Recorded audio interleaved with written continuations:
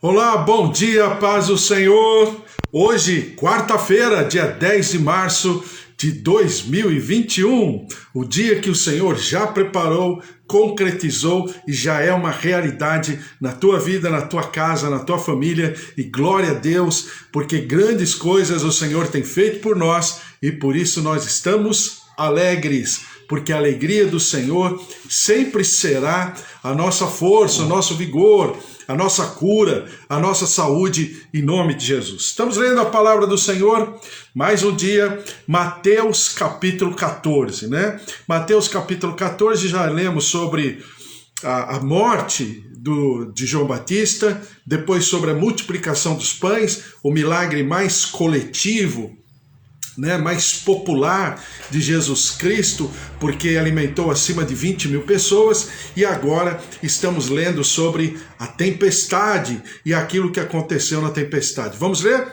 Mateus capítulo 14, versículo 22 diz assim: Logo a seguir, compeliu Jesus os discípulos a embarcar e a passar adiante dele para o outro lado, enquanto ele despedia as multidões. E despedidas as multidões, subiu ao monte, a fim de orar sozinho. Em caindo a tarde, lá estava ele só.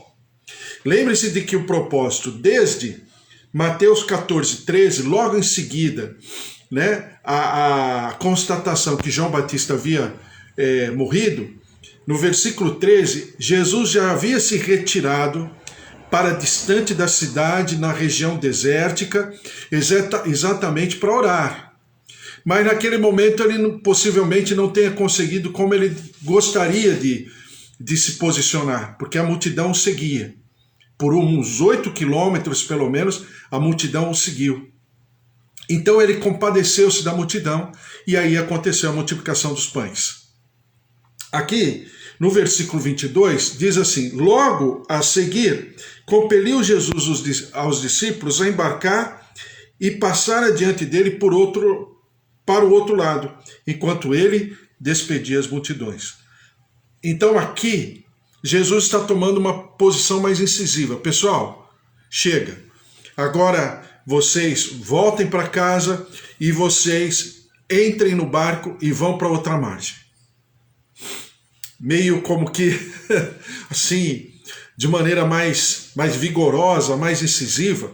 E a Bíblia fala que Jesus os compeliu, ou seja, Jesus os pressionou porque eles não queriam entrar no barco. Com certeza, por duas razões.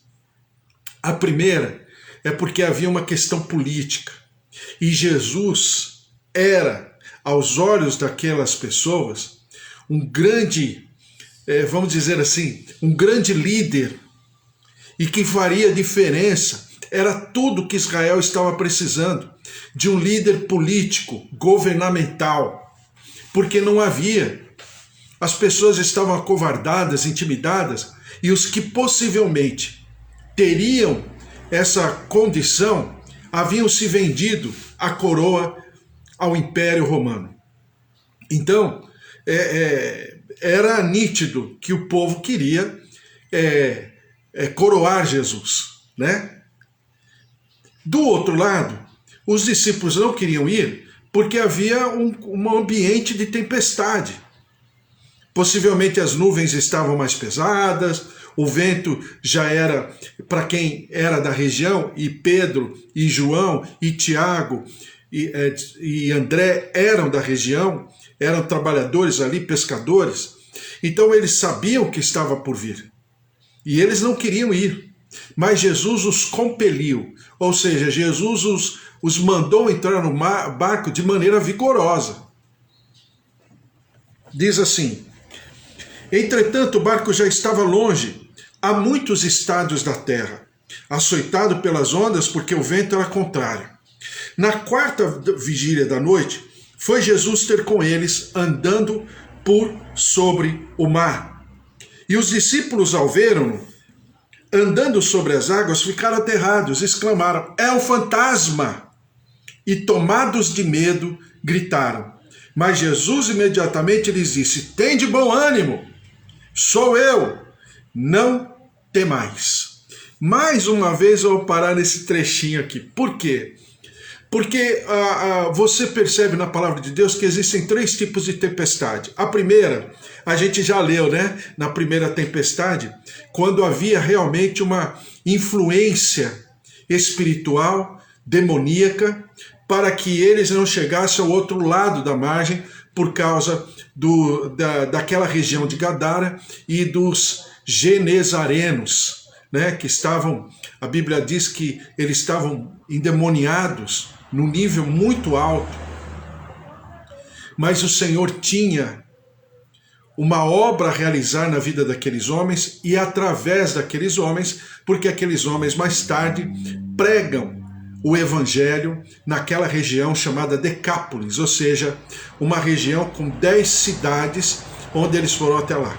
Então havia um plano de Deus, e dentro do plano de Deus, claro, como sempre haverá uma resistência. Essa resistência, na maioria das vezes, é espiritual também. Não que seja somente, mas é também. Então, é a primeira tempestade. A segunda tempestade é quando é a natureza. Porque estamos vivendo naturalmente, né? Então, a natureza, ela também promove tempestades. E a terceira tempestade é quando ela vem da parte de Deus. Então não tem homem, não tem oração, não tem nada, porque é da parte de Deus. Aquela tempestade tem algum propósito e vem da parte de Deus. Nesse caso aqui, era a natureza. Por que era a natureza? Porque os discípulos estavam olhando o clima, o vento, as nuvens. A situação estava um pouco, vamos dizer assim, conhecida, né?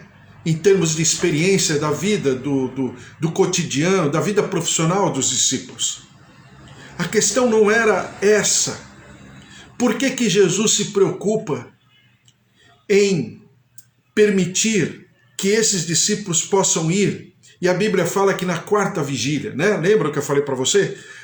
No hebraico, na cultura, naquela época, eram 4 vigílias, né? A primeira é a primeira vigília, das 6 da tarde às 9 da noite. A segunda vigília, das 9 da noite à meia-noite. Terceira vigília, da meia-noite às 3 horas da manhã. E a 4ª vigília, das 3 da manhã às 6 da manhã, que aí já é o nascer do sol, né? Então você tem 4 vigílias. O que se diz é que vamos dizer, a escuridão mais densa, mais intensa, é exatamente entre as 3 horas da manhã e as 6 horas da manhã. Entendeu? Então, essa condição, ela na verdade, já era previsível pelo Senhor Jesus e pelos discípulos. E a Bíblia fala que na 4ª vigília, desculpe, na 4ª vigília, a Bíblia fala que havia uma situação muito de uma luta dos discípulos com aquela maré, com aquelas ondas muito grande, com aquela tempestade. E a Bíblia fala que eles não estavam conseguindo sair do lugar, nem para avançar e nem para voltar para a margem. E na 4ª vigília, de repente o Senhor Jesus vem. E eu falei para você que o Senhor Jesus ele poderia, com certeza, repreender, vamos dizer assim, aquelas ondas, né? E provocar uma bonança, porque ele tinha toda a autoridade para isso. Jesus poderia... desculpe o gatinho aqui, né? Você vê que o gatinho hoje aqui tá... ele tá pulando aqui, pula lá atrás. Perdão. Então, você percebe o quê? Que Jesus poderia repreender aquelas ondas, repreender aquela tempestade, mas não. Ele foi por sobre as águas, desculpe, para que ele pudesse mostrar didaticamente para nós também sobre o que significa ou o que significariam aquele momento, aquela tempestade de maneira didática. Me perdoe o gatinho, tá? O gatinho não estava combinado comigo, mas Eu vou fazer o quê, né? Me perdoe mais uma vez. Então, Jesus estava mostrando para aqueles discípulos, mas para nós também, o que significam as tempestades no nosso dia a dia, no nosso cotidiano. E essa condição estava por acontecer, assim, Jesus mostrando que estava no controle de Deus. E não obstante, lembre-se de uma coisa, perdão, deixa eu colocar ele assim aqui, fica quietinho. Ai, meu Deus, perdão. Então, ele estava assim, mostrando na sua didática do que significa exatamente essa tempestade no sentido interior, no meu sentimento, no nosso sentimento, o que essas tempestades significam e por que essas tempestades, elas, quer queiramos ou não, elas acontecerão. Olha só o que diz a palavra do Senhor em Isaías capítulo 43, versículo 1. Mas agora assim diz o Senhor, que te criou, ó Jacó, e que te formou, ó Israel. Quer dizer, nós todos. A Bíblia nos chama de novo Israel. Não temas, porque eu te remi. Em primeiro lugar, o Senhor está trazendo à existência, à memória, a sua promessa. Não temas, porque eu te remi. Quer dizer, eu já te resgatei. Eu já te socorri. Você tem um propósito de vida. Não temas, eu já te remi. Depois ele diz assim, chamei-te pelo teu nome, tu és meu. Só chamava pelo nome aquele que era, como é os dias de hoje, aquele que é íntimo. Chama pelo nome. Ele te conhece. Quando passares pelas águas, então a Bíblia aqui está falando, não é se passares, mas quando passares pelas águas, eu serei contigo. Quando pelos rios, eles não te submergirão. Ou seja, quando você estiver num momento, numa circunstância, numa tempestade, a gente precisa prestar atenção nisso. Nós não podemos temer. Por que não podemos temer? Presta atenção. São duas situações. Aquilo que está acontecendo lá fora e aquilo que está acontecendo do lado de dentro. Do lado de fora é o desespero, é a angústia, é a aflição, é a impotência, é a incapacidade, é a destruição, é o medo, a intimidação, o acovardamento das situações, das dificuldades. O homem, é o gênero humano na sua fraqueza, na sua fragilidade.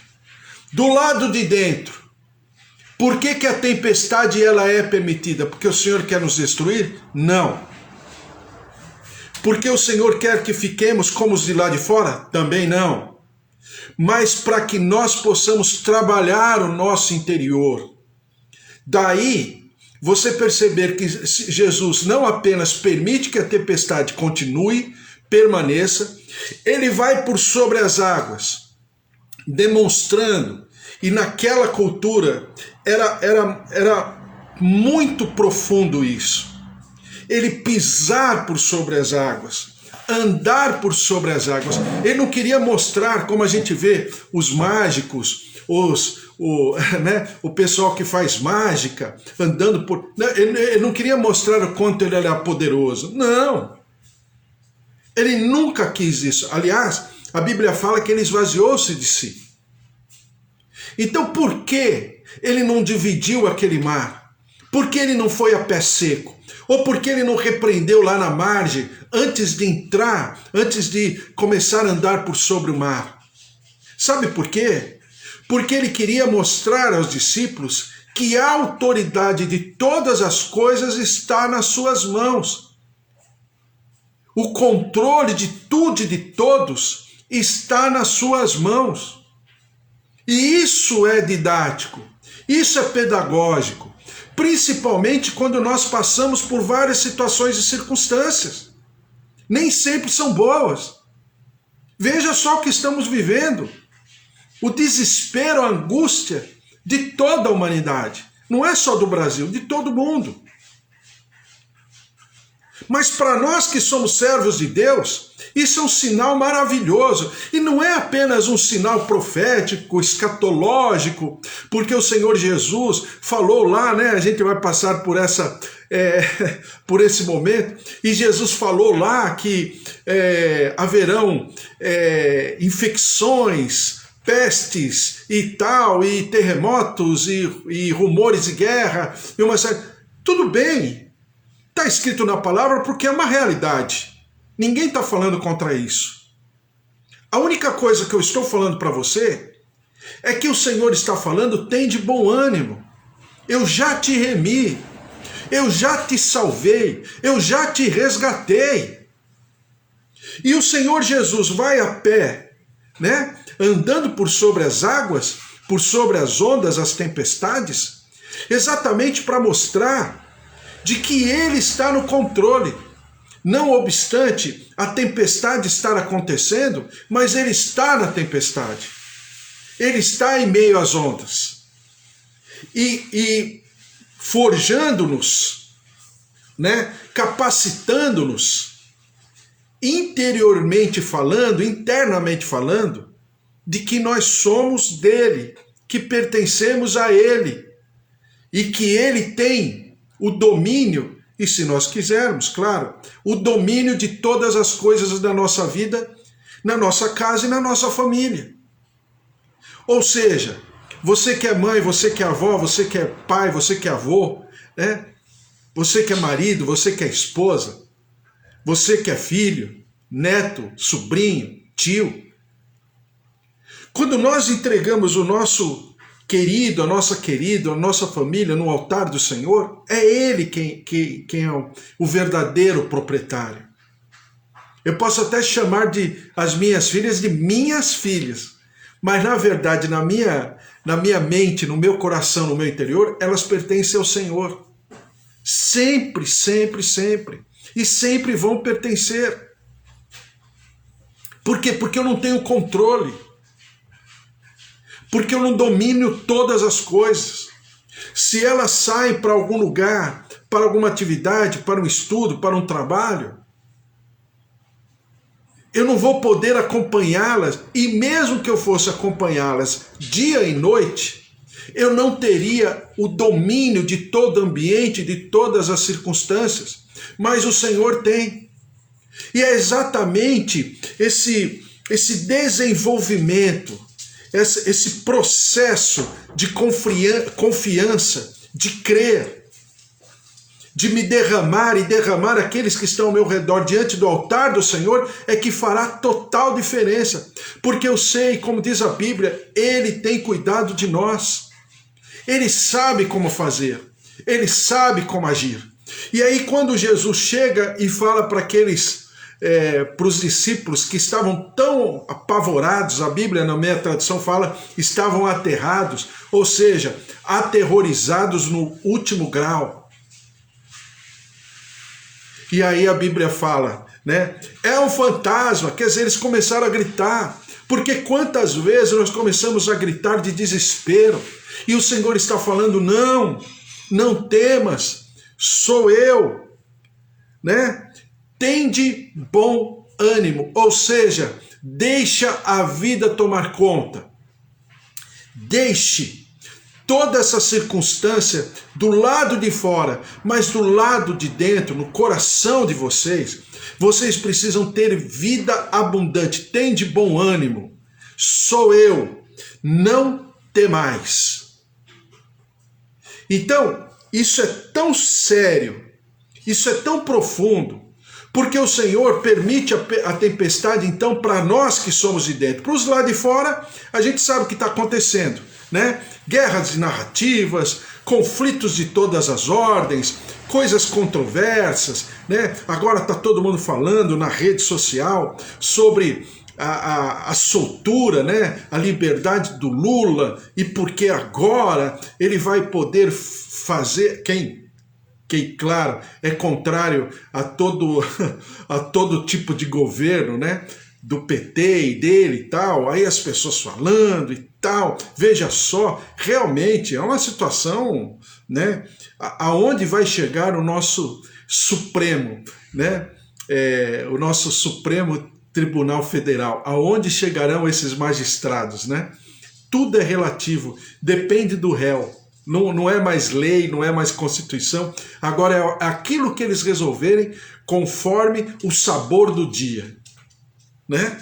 Então, tudo bem. Nós, como igreja, precisamos orar, colocar diante de Deus todas essas questões, expor diante do Senhor, porque a impressão que dá é que eles lá, os magistrados, não estão bem né? Mas tudo está diante do Senhor. O que cabe a nós, como igreja, primeiro, sermos justos, vivermos a justiça e o juízo do Senhor todos os dias, sabendo que o Senhor está no controle, no domínio de todas as coisas, e nos derramar diante do Senhor para que sejamos considerados justos diante do Senhor. E clamar e buscar. Do outro lado, existe a questão da pandemia. Meu Deus, e agora mais um recorde aqui em São Paulo, no Brasil, o que está acontecendo, a falta de vacina, a falta de administração, um conflito político e aquela coisa toda, que são governadores contra o presidente contra os governadores e, né? Vamos orar, colocar diante do Senhor. Mas o Senhor está preocupado com o meu sentimento, de como eu estou enfrentando tudo isso. Eu estou gritando, eu estou vendo fantasmas em todos os lados, eu estou intimidado, acovardado, amedrontado, ou eu estou confiando, ou eu estou colocando todas as minhas capacidades, a minha sabedoria, o meu entendimento, até mesmo o meu medo, a minha insegurança, o meu acovardamento diante de todas as situações. Eu estou colocando diante do Senhor, sabendo que Ele tem cuidado de mim, que Ele está falando para mim, não temas, né? Como diz aqui em Isaías 43, não temas, eu te remi, tu és meu. Quando passares pelas águas, eu serei contigo. Essa promessa, ela precisa estar acima de todas essas circunstâncias, de tudo aquilo que a humanidade está passando. Porque como a musiquinha diz que a gente ensina para as crianças, com Cristo no barco, tudo vai muito bem, né? Com Cristo no barco, tudo vai muito bem. Vai muito bem, vai muito bem, com Cristo no barco tudo vai muito bem, e passa o temporal. Por quê? O que essa musiquinha de criança está fazendo?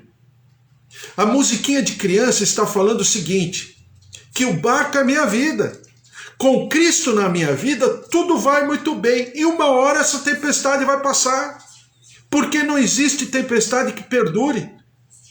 E quanto mais forte a tempestade, a gente está nas águas de março, né? Nas chuvas de março, quanto mais forte for a tempestade, mais rapidamente ela vai passar.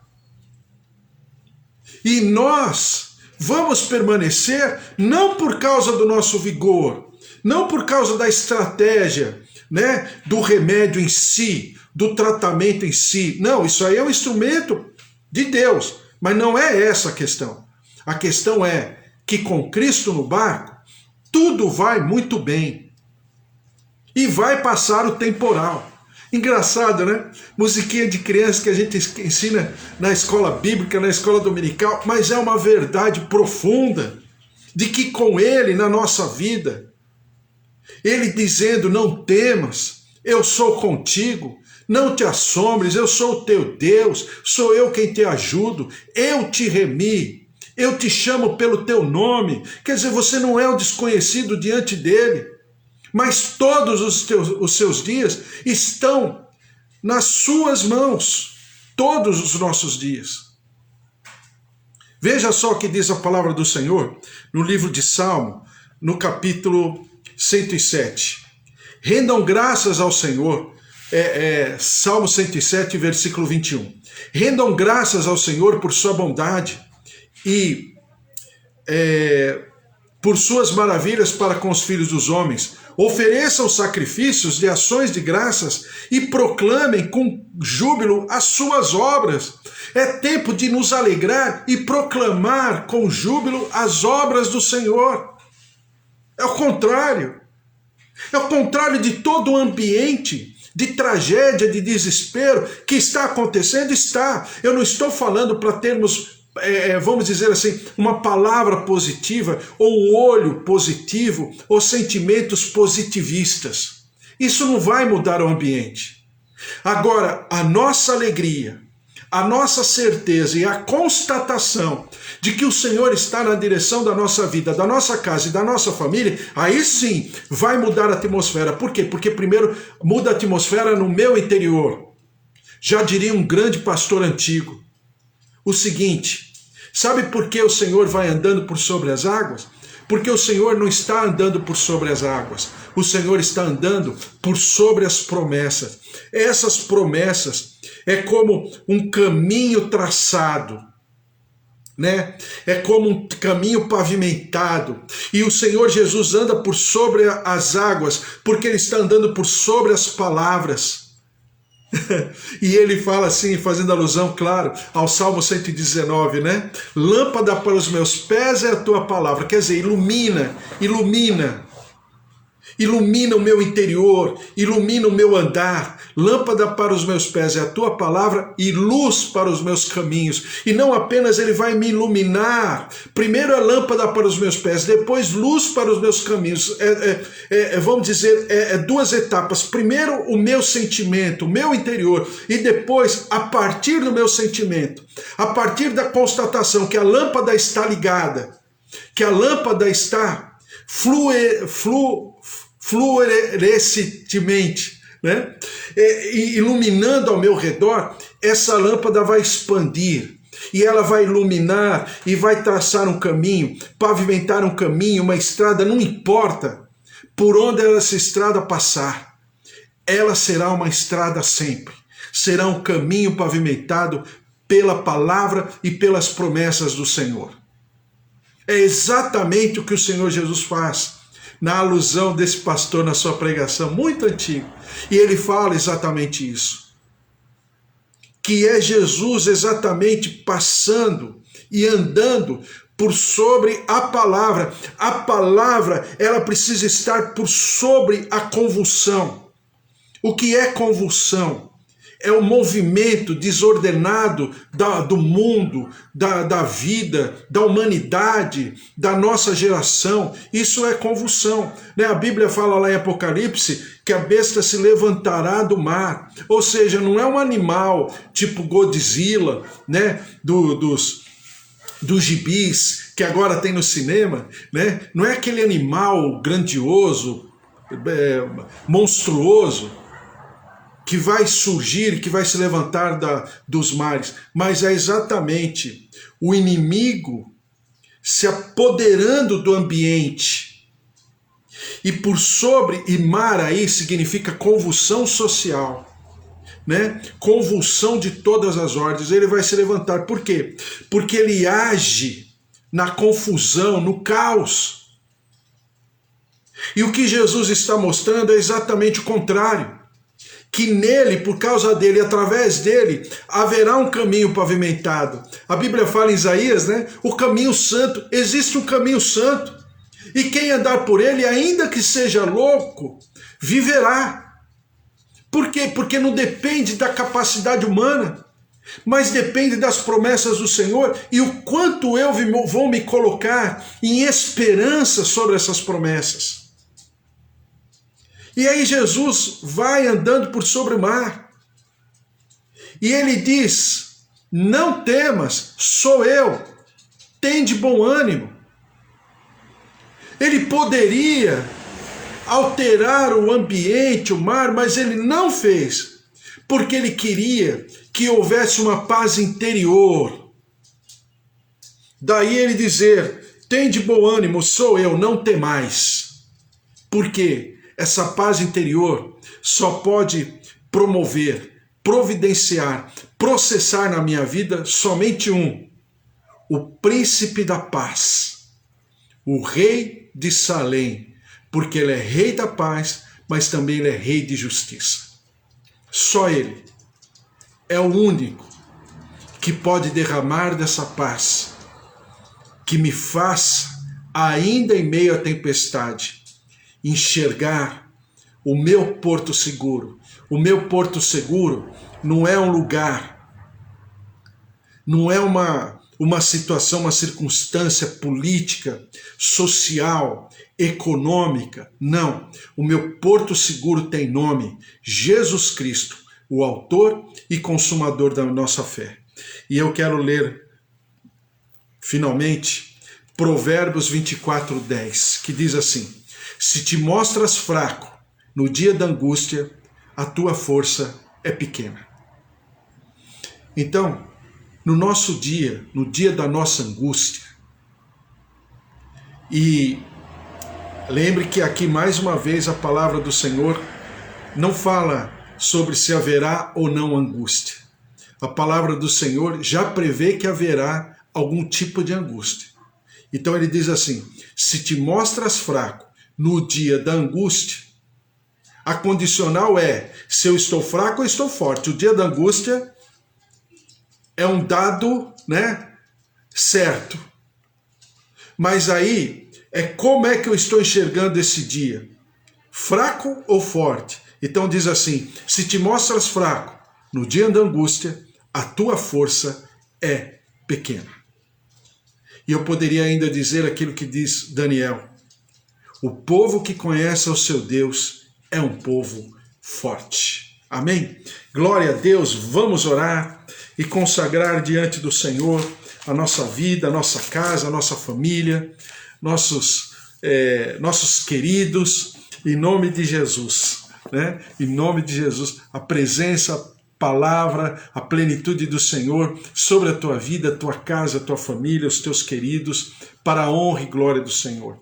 Estamos vivendo dias assim dificílimos, mas para nós que somos do Senhor, que confiamos no Senhor, que cremos no Senhor e temos a sabedoria de buscarmos ao Senhor, com certeza o Senhor terá livramento, cura, saúde, restauração, bem-estar, restituição, ressurreição, porque são características dos atributos de Deus.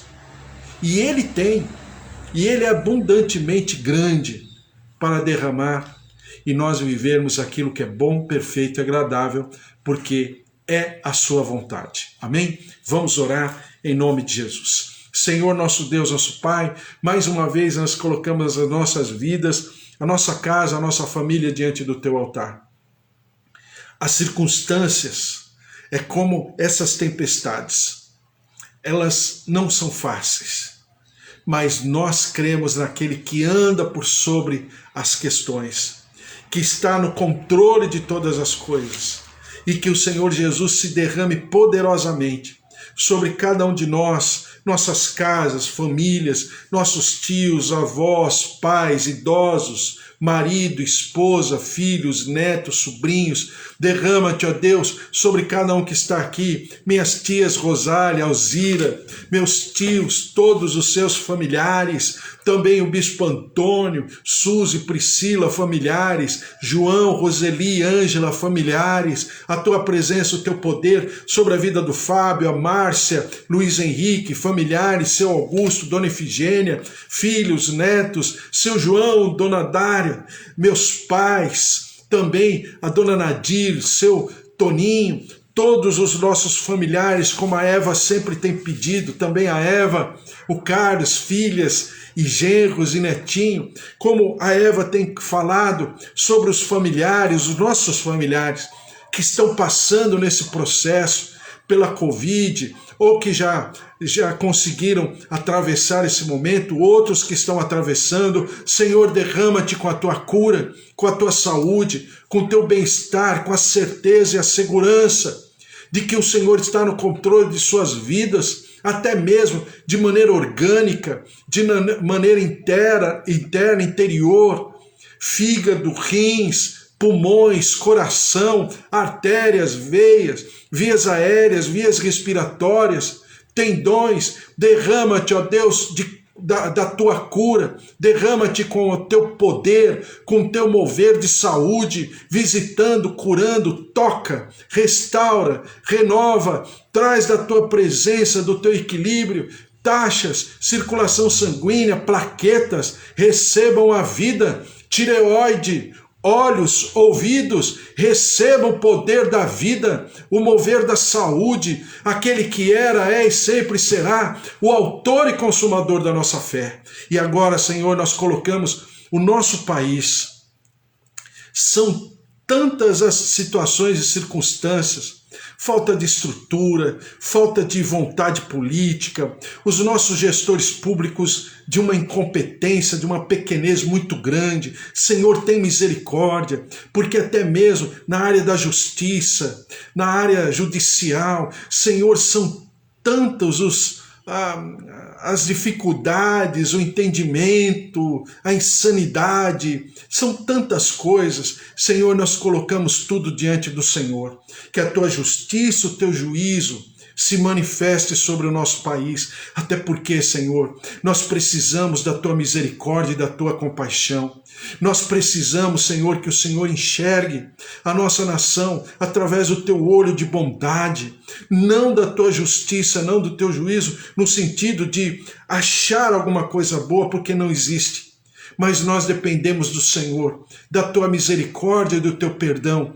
Derrama-te perdoando-nos, restaurando-nos, libertando-nos das amarras, de situações de impotência, de enfermidade, de pandemia. Tem misericórdia, situações financeiras, materiais, profissionais, situações de desespero no último nível, porque está faltando comida. Senhor, tem misericórdia da nossa terra. Deus de poder, que nós possamos produzir uma sinceridade, uma humilhação, um sentimento, ó Deus, de que só o Senhor é Deus, só o Senhor é o nosso Salvador, o nosso Libertador, de que o Senhor tem toda a vida abundante, e o Senhor é aquele que anda por sobre as águas, é o Senhor que repreende a tempestade, é o Senhor que se derrama em paz, o príncipe da paz, o rei de Salém. É exatamente esse Deus a quem nós servimos e devemos toda a honra e toda a glória em nome de Jesus. Amém. Amém.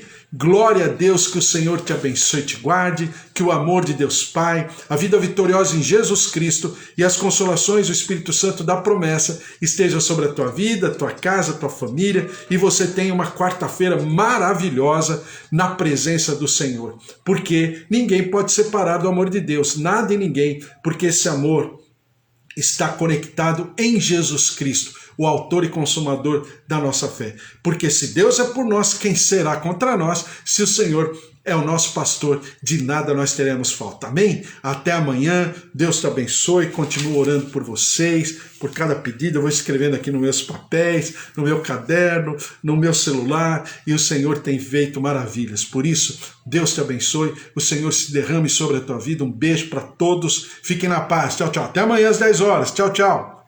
Sem gatinho.